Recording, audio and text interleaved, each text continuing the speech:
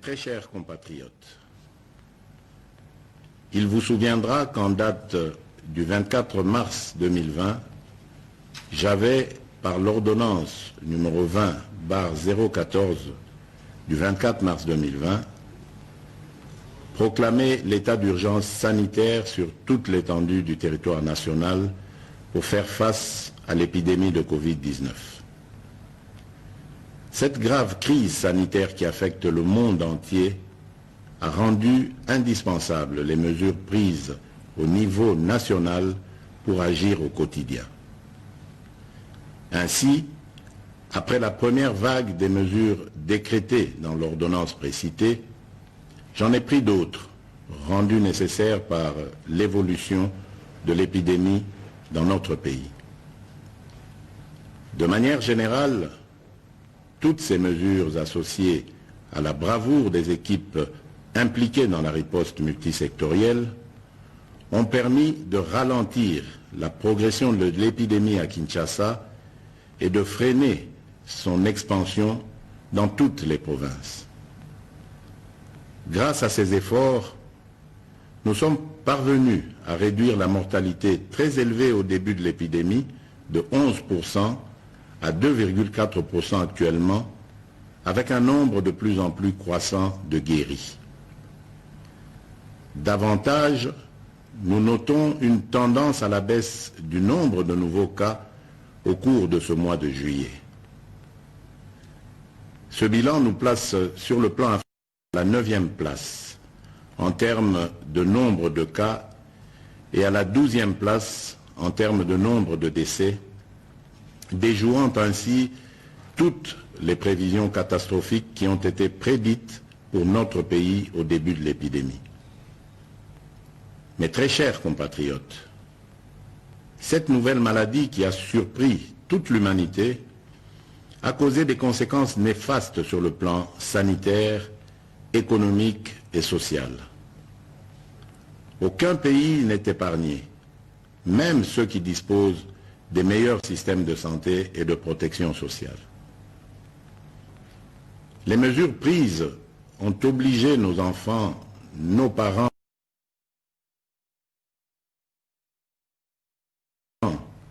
agents publics et ceux du secteur privé à rester confinés chez eux. Elles ont impacté et continuent d'impacter sur le fonctionnement des institutions de la République, sur les entreprises publiques et privées, ainsi que sur les relations bi- et multilatérales.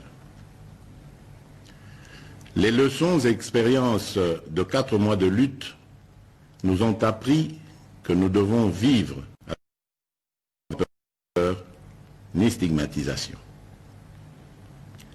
Nous devons ainsi adapter nos stratégies de lutte et de prévention contre ce fléau en tenant compte de cette évidence. Face à cette réalité, un consensus s'est dégagé entre le Parlement, le gouvernement et la société civile, ainsi que le secteur privé et les partenaires techniques de sortir de l'état de lutte contre la Covid-19 à travers des mesures sanitaires, administratives et de police non dérogatoires aux libertés individuelles et collectives. Mes très chers compatriotes, aujourd'hui, 21 juillet 2020, à minuit, prend fin l'état d'urgence proclamé pour faire face à l'épidémie de Covid-19 en date du 24 mars 2020 et renouvelé à 6 reprises. Les mesures y relatives cessent d'avoir effet. Cependant, il doit être clairement entendu que la fin de l'état d'urgence ne veut pas dire la fin de l'épidémie de Covid-19 dans notre pays. Par contre, c'est l'indication pour toute notre nation de revenir progressivement à une tout en respectant les gestes barrières et d'autres mesures y relatives. Il est donc question de faire l'équilibre entre notre santé physique, celle de notre économie et la stabilité de notre société. La fin de l'état d'urgence implique le retour progressif à la vie normale en respectant un certain nombre de préalables par rapport aux mesures sanitaires qui seront de stricte observation et à la reprise des activités en fonction des secteurs concernés et suivant les dispositifs mis en place par les autorités compétentes.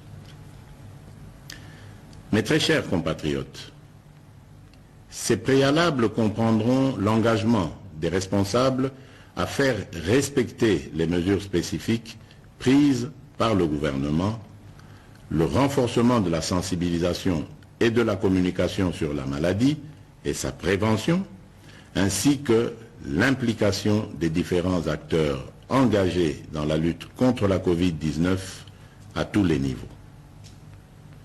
Quant aux mesures qui doivent accompagner le retour progressif à la vie normale, j'instruis ce qui suit.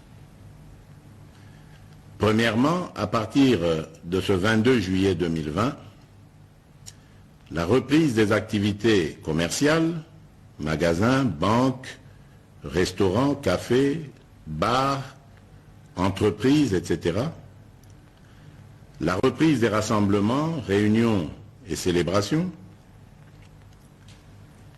la reprise des transports en commun.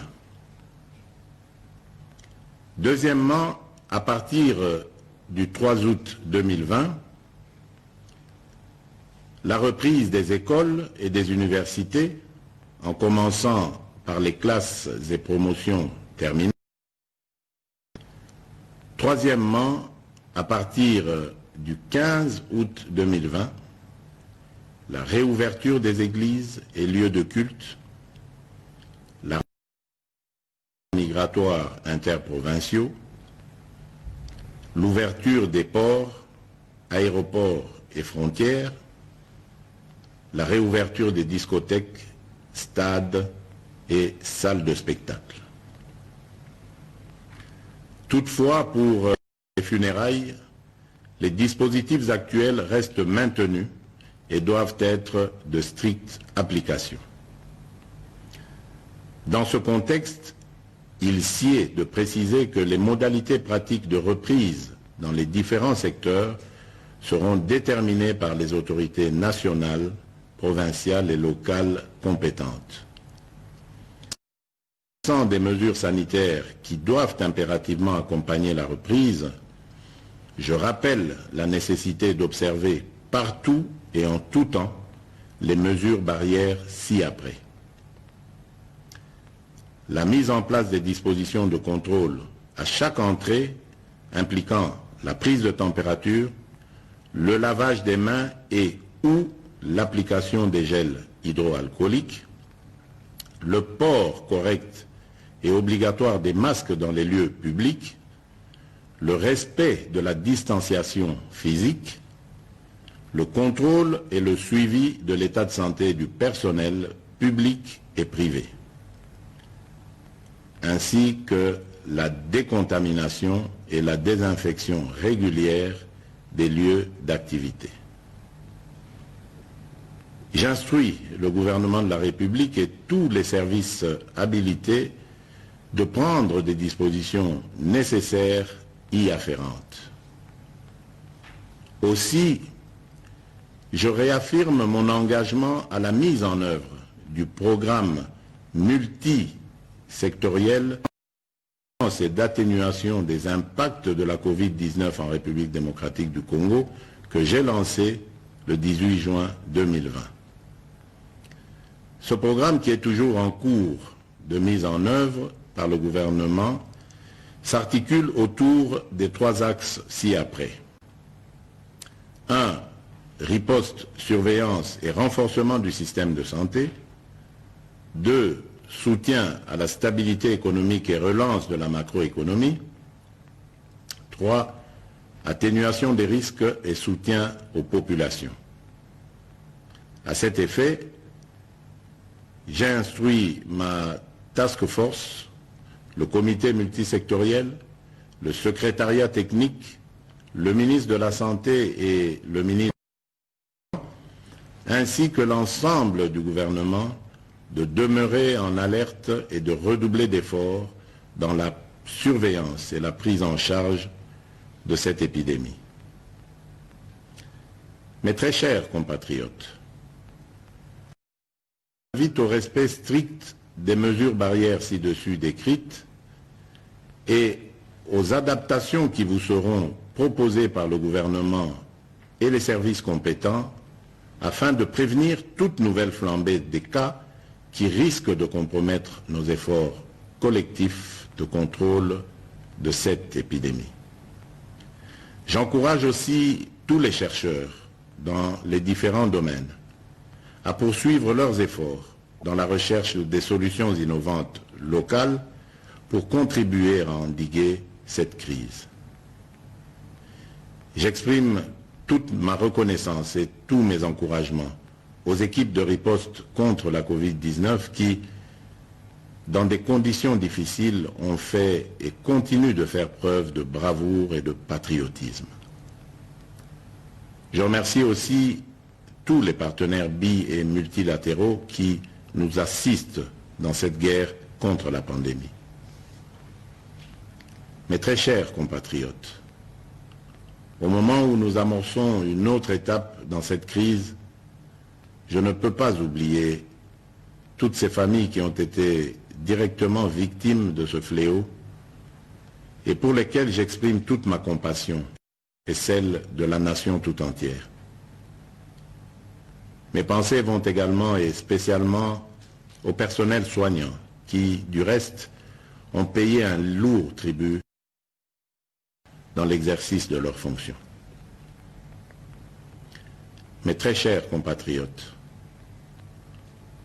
notre devenir et notre avenir dépendront de notre conscience, de notre comportement, de notre discipline, de confiance et notre foi en la grâce divine. Que Dieu bénisse la République démocratique du Congo. Je vous remercie.